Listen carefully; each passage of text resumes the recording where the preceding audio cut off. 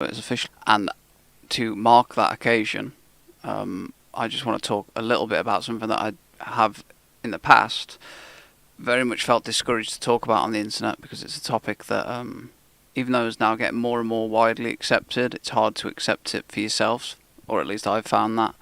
But I just want to talk a little bit about marijuana, about my relationship with it, my personal journey, and what I've seen with other people, and then maybe just add a different perspective and maybe some reprieve for some people out there. Because I guess I'll just dive right in and explain that because it's all going to tie together.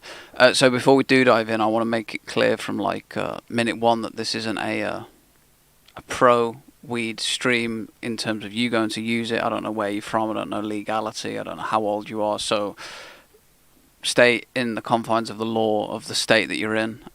This is not like one of those streams. So I just want to make that make that clear from the start because I think that is important, especially algorithmically, and I'm obviously doxed, so I don't want to be getting myself in hot water. But I do want to talk about it because it's an interesting thing, and it's been an interesting part of my personal journey, and I've learnt a lot through it. And I know, especially the talking about it can be difficult, especially if you're trying to talk about it with people that maybe don't understand so much. So I want to talk about that because I think it's important.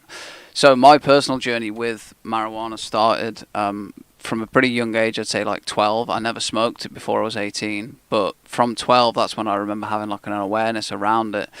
And essentially the awareness was that if you smelt that, it was connected to people that were doing not good things in the world. That's like the raw fundamentals, and I got that through school, through the education I was exposed to, through culture I was exposed to. That was just kind of like the thing, you know. If someone's smoking weed, then they're instantly in a subculture, in a subdomain of people that live a certain standard of life. That was kind of like the main core belief that I had from 12 onwards, really. And as a result of that, I always thought, like, I was conditioned and believed that anybody that did smoke weed was like a loser or stupid. And I carried that all the way through to 18. And then when I was 18, I moved to uni, which exposed me to like a brand new way of seeing the world and a brand new thing. And that's what people, that's really probably the main benefit from going to uni, is having that new perspective. And that's what I'm trying to offer here. But I went with those old beliefs, and I remember meeting new people, and they were all smoking weed, and I was like, man, this is crazy that people are doing this. I thought it was crazy. But then slowly over time, you start to mingle beliefs, you hear how different people talk about it, and so I started to experiment with it from like 18 onwards at uni. But it was always, for me, and this is now something I realise, for me it was always something that I did that was always like sneaky, like put the towels down, make sure nobody can know, all of those things. That's what I did, because I think that was the dumb practice. And then in my first year at uni, it got to 420, and I didn't know what that was until I was 18, nearly 19, or what it represents. And if anybody doesn't know, it's essentially just the story is actually pretty cool. It's about some high school people in America that coined this phrase to liberate the plant, essentially. I didn't know any of those things, and then one of the guys I was living with just started smoking a joint out in the just common area, where anybody could see it, anybody could like interact with him, and I thought that was crazy. I thought that was like the wildest stunt I'd ever seen pulled. I was like, man, this guy's fucking wild. But from there, it kind of like, for me, spiraled more into a recreational habit from then onwards. And from 18 to like, I don't know, 24, 25, I'd smoke intermittently, depending on where I was and who I was with. It wasn't like something I did a lot. Something I didn't do every single day. It was just something I did in certain situations. But over time, I started to notice that compared to other vices and other things I was experiencing, it didn't come with as many downsides. So I started to use it as a support tool back, when I was 20, 21 onwards. I started to use it to help with my social confidence. And I didn't realise I was doing that at the time, but it did really help with that. And it helped more than just drinking, because that's kind of like what I had before as the support mechanism, because I did struggle with that. And I know a lot of people struggled with that. So it kind of took the edge off for that. And I didn't realise it, and at the time I wouldn't have said it was a support tool. I would have said it was just recreational fun. And it was fun. But it did come with like less downsides. You're not hungover the next day. unless you're eating loads of crazy shit, you don't really put weight on. And it's still obviously not the healthiest thing in the world. Clearly, you're inhaling smoke into your lungs in some form, which is probably not as healthy as not doing that. But it did help with that.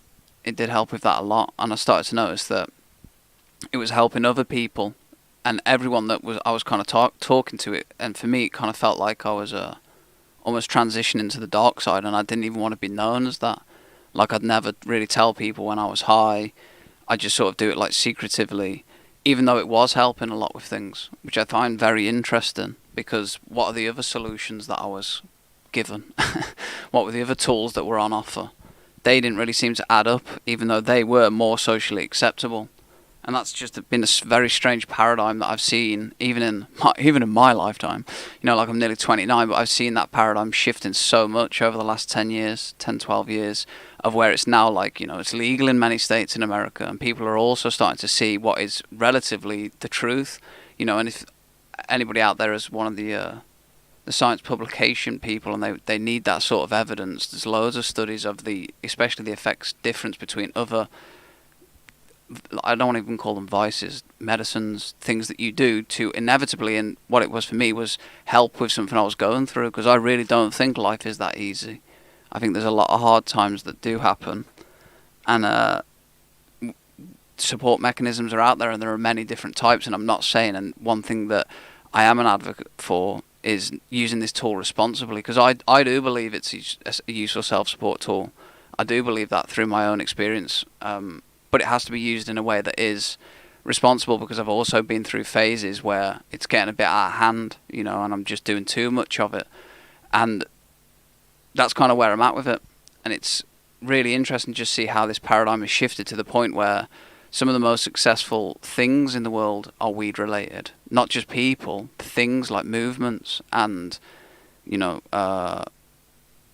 companies and businesses and adventures, and, you know, there's like lots of really cool things attached to that industry now. And over time, I guess the paradigm and the judgment is reducing, but it still exists. You know, I felt very uncomfortable before.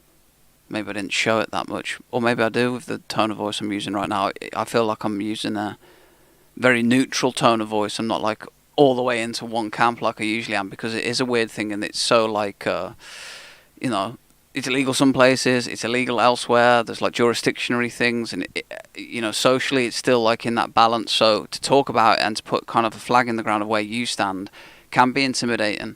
And why I wanted to talk about this, because I definitely feel this in certain social circles, and I felt it more in the past. So I know that there are other people out there that know that it does help, but with it comes that stigma. I just want you to know that it can be difficult, but you can work through it. And a lot of it, for me, has been figuring out who is the one that's going to judge me. Who's the person that's going to judge me for doing this thing that does add value to my life. And I have said for many years that I think in time it will be something I reduce, because as you heal yourself, and you don't need it so much to deal with certain things, your usage generally does decrease, and that has happened to me over the years. Kind of lost my train of thought there. But people out there that maybe feel self-conscious, figure out who it is that's judging you, or who you think is judging you, and then just investigate that relationship a little bit more. That's what I have done, because I had perceived a lot of judgment from certain members in my family, very close members in my family, who have perceived this thing as not a self-support tool, as an instead a destructive gateway drug. That's the same thing with two very different perspectives behind it. And if you're under that, you know, I don't know who is really watching this or where you're at in life, but if you're under that kind of belief, and that's what other people around you believe, it can be difficult to express the thoughts and the feelings and how you actually think about it. So if that is the case, figure out who's judging you, and then just maybe it's time to have some difficult conversations and kind of accept and own where you're at and who you are, because it's important. A lot of people ask me that, yeah, I guess recreationally, but not professionally.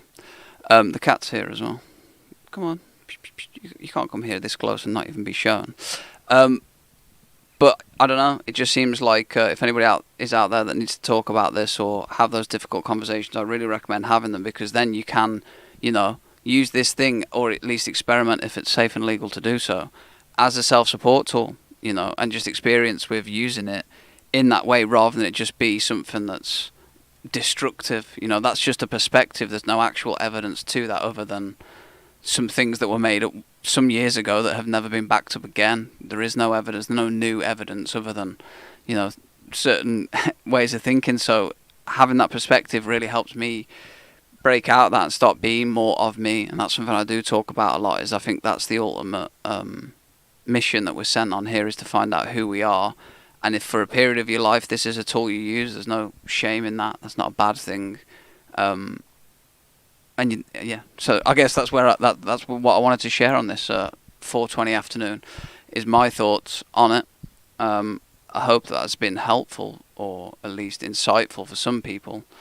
And yeah, have a good rest of your day. We're going off to the barn, and the cat's here.